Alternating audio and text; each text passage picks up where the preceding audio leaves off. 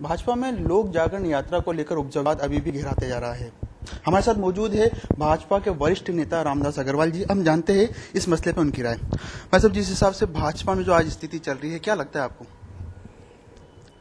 देखिए, जो मुझे जानकारी है, जो भी चर्चा विवाद कुछ भी कहें, वह गुलाब कटारिया जी की यात्रा से हुआ। यात्रा की परमिशन लेना आवश्यक था। उन्होंने अपना विषय राष्ट्रीय अध्यक्ष जी को रखा। राष्ट्रीय अध्यक्ष जी ने कहा कि कोर कमेटी तय कर ले।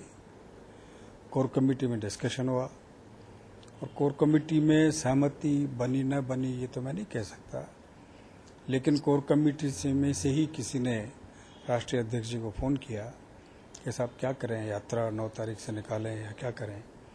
तो उन्होंने सहज भाव से कहा कि भाई 9 तारीख से निकालिए, यात्रा निकाल रहा है। यात्रा कोई पार्टी के खिलाफ तो निकल नहीं रही, पार्टी का प्रचार है, ठीक है, निकालिए। ये बात सुनने से शायद वसुंधरा जी को अच्छा नहीं लगा और वे नीचे आकर प्रेस में बोल गई, आवेश में, रोष में, जो भी, कि मैं भारतीय जनता पार्टी की प्राथमिक सदस्य से त्यागपत्र दे दूं क्योंकि मेरी बात मानी नहीं जा रही। वहां तक भी ठीक था, चलो कोई चीज उनके गले नहीं उतरी।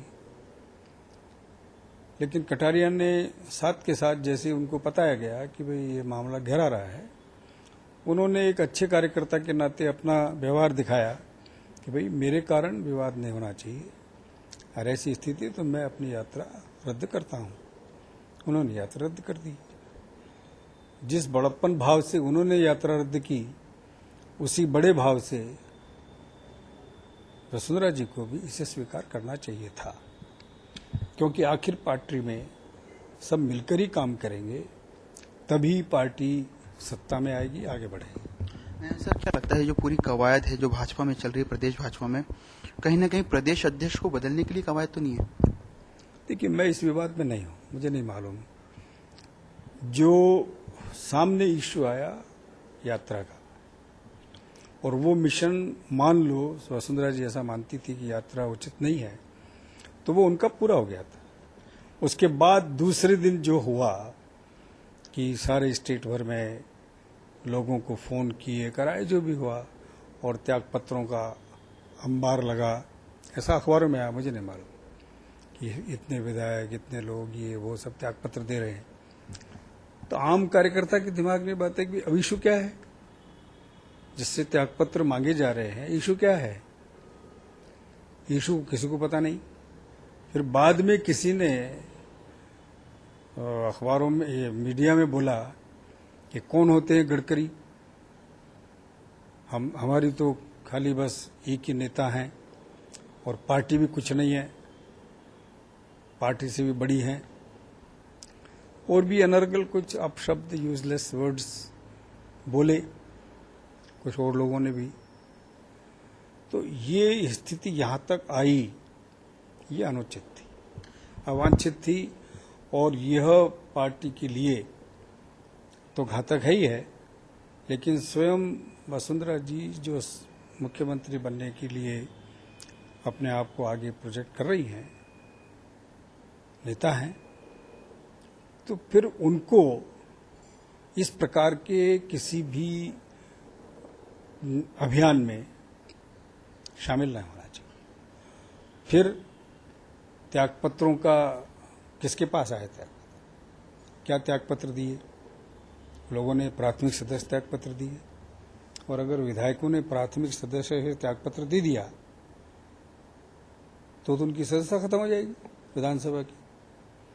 अनुच्छेद 10 के अंतर्गत अगर कोई चुनाव प्रतिनिधि पार्टी छोड़ देगा स्वयं, तो वो चुना हुआ है तो उसका चुनाव भी रद्द हो गया। तो ऐसा बुद्धिमत्तापूर्ण काम कोई विधायक करेगा तो करे, उसकी मर्जी। लेकिन मुझे जो जानकारी है, ऐसा किसी ने किया नहीं, ये केवल एक आवरण बनाया गया।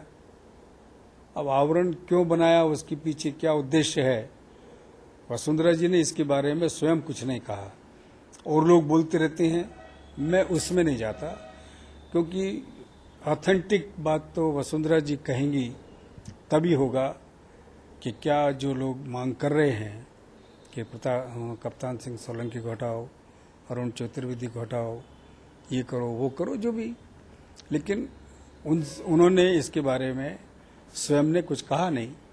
बाकी लोग बहुत सारा उलझुल बोलते रहे हैं, उनके बारे में मैं कुछ नहीं कह सकता। जो प्रदेश की राजनीति है, चाहे भाजपा की हो या कांग्रेस की, ऐसा नहीं लगता कि यूपी के राह पर राजस्थान की राजनीति चल गई? देखिए, हम सब तो मिलकर ये कोशिश करेंगे कि हम न यूपी की राह पर जाएं न बिहार की राह पर जाएं। राजस्थान की राह बहुत अच्छी है और राजस्थान के बीजेपी के, कांग्रेस के लोगों ने इस राह को अच्छा रखा है। प्रदेश में विधानसभा चुनाव को 1.5 साल का समय बाकी है। उसके पहले इस प्रकार के जो भाजपा में गतिरोध चल रहा है नेताओं में, कहीं ना कहीं वर्चस्व की लड़ाई नहीं लगती आपको? किनके वर्चस्व की लड़ाई है मुझे नहीं मालूम। कई बार पार्टी के लोगों ने कहा है कि भाई वसुंधरा जी विपक्ष की नेता हैं, फिर वर्चस्व किसका है? यात्रा निकालने के कारण अगर वर्चस्व की लड़ाई खड़ी हुई है तो ये तो कोई वर्चस्व की लड़ाई का हिस्सा नहीं। जो अभी हालात चल रहे हैं, उस हालात में ये भी सुनने में आ रहा है कि कहीं ना कहीं जो पूर्व प्रदेश अध्यक्ष है ओम माथुर जी, उनको वापस प्रदेश अध्यक्ष के लिए शामिल करने की मांग उठी है वसुंधरा जी के खेमे की तरफ से। मुझे नहीं मालूम। मैंने आपसे कहा ना कि ये चीजें इधर से उधर बोली जा रही है, जिसका कोई महत्व मैं नहीं देता। तो कोई ऑथेंटिक व्यक्ति कोई कहेगा तो वो प्रतिक्रिया भी मुझे देने की आवश्यकता नहीं है, क्योंकि केंद्र सोचेगा अध्यक्ष को बदलना कि कौल सोलंकी जी को बदलना कि और क्या करना। ये केंद्र का काम है, पार्टी के अधिकारियों का काम है, जिसमें मैं कहीं नहीं हूँ। जिस हिसाब से इस्तीफों की राजनीति यहाँ पर खेली गई, कहीं ना कहीं आपको नहीं लगता कि पार्टी आलाकमान, क्योंकि उनका दखल भी था पूरी यात्रा को लेकर, कहीं ना कहीं उनको पावरलेस हो गई इस पूरे मसले में? कौन? पार्टी आलाकमान, क्योंकि जो मामला था वो पार्टी आलाकमान का भी इसमें दखल था, उसके बावजूद इतना मामला फैला, इस्तीफों की राजनीति आई। तो देखिए, आलाकमान सोच रहा है, आलाकमान क्या नीति होगी मैं कैसे उसकी घोषणा कर सकता हूं या भविष्यवाणी कर सकता हूं। वो सोचेंगे जरूर, क्योंकि उनको ये सारी बातें मेरे ख्याल से जानकारी में आई होगी और वो जरूर इन सारे तथ्यों को ध्यान में रख कर के ही कोई निर्णय पार्टी के हित में करेंगे। बीजेपी का अनुसार हाँ, एक बात जरूर है कि बोलने वाले लोगों को संयम और धैर्य रखना चाहिए। पार्टी किसी की बपौती नहीं हो सकती। नई पार्टी पर किसी का वर्चस्व होता है। नेता को पार्टी बनाती है और पार्टी के द्वारा बनाए हुए सारे खिलौने खेल खेलते हैं। कोई आदमी इस भ्रम में न रहे कि किसी व्यक्ति को हमने पार्टी से ऊंचा बना दिया। हमने तो 50 साल के संस्कारों में हमेशा यही सीखा और सुना है कि पार्टी हमारी हमसे बहुत बड़ी है। इस पूरे मसले में कहीं ना कहीं जो कि मामला आलाकमान तक गया था, वो कहीं ना कहीं अनुशासन का जो पार्ट था, जो सिखाया हुआ था भाजपा के नेताओं को, विधायकों को, उन्होंने अनुशासन तोड़ा है। तो कहीं ना कहीं आपको लगता है कि ऐसे विधायकों पर कार्रवाई होना चाहिए? देखिए, ये तो स्वाभाविक है और ऑन रिकॉर्ड है। आजकल तो मीडिया में जो कुछ कहा जाता है वो सामने होता है, उससे आदमी बदल नहीं सकता।